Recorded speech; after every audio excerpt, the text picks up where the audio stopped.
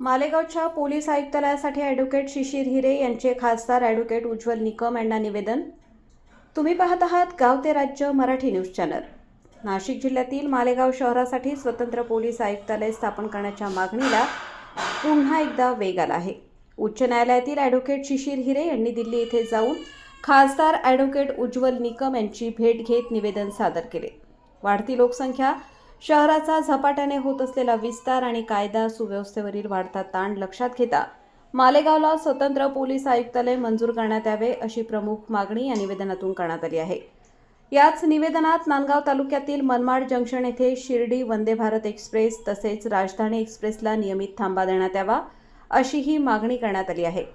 या मागणीची पूर्तता झाल्यास उत्तर महाराष्ट्रातील हजारो प्रवाशांना मोठा दिलासा मिळेल असा दावा करण्यात आला आहे।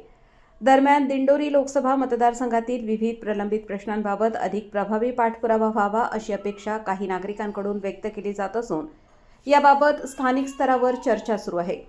आता मालेगाव पोलीस आयुक्तालयाची मागणी आणि मनमाड जंक्शनवरील रेल्वे थांब्याचा प्रश्न यावर केंद्र सरकार, रेल्वे मंत्रालय आणि संबंधित प्रशासन काय निर्णय घेते याकडे नाशिक जिल्ह्यासह मालेगाव, मनमाड आणि नांदगाव परिसरातील नागरिकांचे लक्ष लागले आहे।